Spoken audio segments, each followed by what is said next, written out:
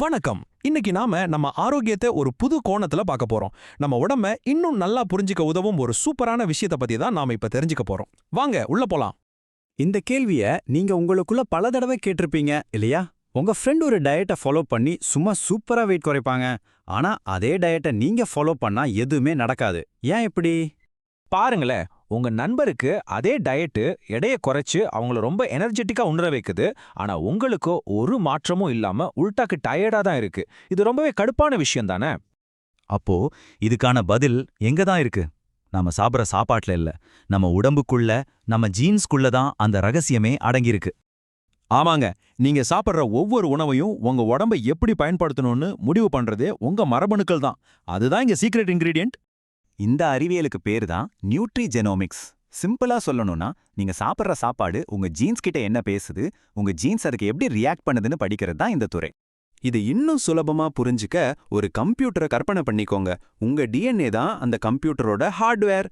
நீங்க சாப்பிட்ற உணவு தான் அதுல போடுற சாஃப்ட்வேர். தப்பான சாஃப்ட்வேரை போட்டா கம்ப்யூட்டர் ஹேங் ஆகுற மாதிரி தான் உங்க டிஎன்ஏக்கு பொருந்தாத உணவை சாப்பிட்டா உங்க உடம்பும் தடுமாறும். சரி, இதெல்லாம் கேட்க ரொம்ப இன்ட்ரெஸ்டிங்கா இருக்கு. ஆனா இதை நம்ம விஷயத்துல எப்படி தெரிஞ்சுக்கிறது? இந்த நியூட்ரிஜெனாமிக்ஸ் டெஸ்ட் யாருக்கெல்லாம் யூஸ்ஃபுல்லா இருக்கும், அதை எப்படி செய்வாங்கன்னு இப்ப பார்க்கலாம். என்னென்னமோ டயட் ட்ரை பண்ணியும் வெயிட் குறைக்க முடியலையா? உங்க குடும்பத்துல யாருக்காவது சுகர், பிபி மாதிரி பரம்பரை வியாதிகள் இருக்கா? பால் குடிச்சா இல்ல காஃபி குடிச்சா வயிறு ஒரு மாதிரியா இருக்கா? இல்ல நீங்க ஒரு அத்லீட்டா இருந்த உங்க பெர்ஃபார்மன்ஸை இன்னும் அதிகப்படுத்தணும்னு நினைக்கிறீங்களா? அப்போ கண்டிப்பா இந்த டெஸ்ட் உங்களுக்கு ரொம்ப உதவும். பரிசோதனைன்னு உடனே ஊசி ரத்தம்னு பயப்படவே வேண்டாம். இதுல அந்த மாதிரி வலிக்கிற மாதிரி எதுவுமே கிடையாது. இது ரொம்ப சிம்பிளான ஒரு ப்ராசஸ். ஒரு சின்ன காட்டன் பட்ஸ் மாதிரி வச்சு உங்க கன்னத்தோட உள்பக்கத்துல இருந்து எச்சல் மாதிரியே எடுப்பாங்க. அதை அப்புறம் அனாலிசிஸ்க்காக லேபுக்கு அனுப்புவாங்க. 2 to 4 வாரத்துக்குள்ள உங்களுக்கான பர்சனலைஸ்டு ரிப்போர்ட் உங்க கையில இருக்கும். அவ்வளோலாம். ஓகே, ரிப்போர்ட் வந்தாச்சு. அதுல அப்படி என்னதான் ஸ்பெஷலா இருக்கும்? அது நமக்கு எப்படி வழிகாட்டும்? வாங்க பார்க்கலாம். முதல்ல ஒரு முக்கியமான விஷயத்தை புரிஞ்சுக்கணும்.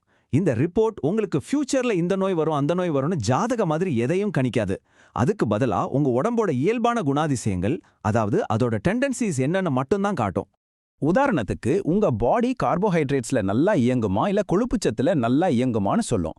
விட்டமின் B12, விட்டமின் D மாதிரியான முக்கியமான சத்துக்களை உங்க உடம்பு எந்த அளவுக்கு ஏத்துக்குதுன்னு தெரிஞ்சுக்கலாம்.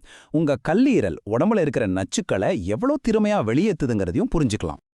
இப்போ இந்த உதாரணத்தை பாருங்க, இது எவ்வளவு முக்கியம்னு புரியும்.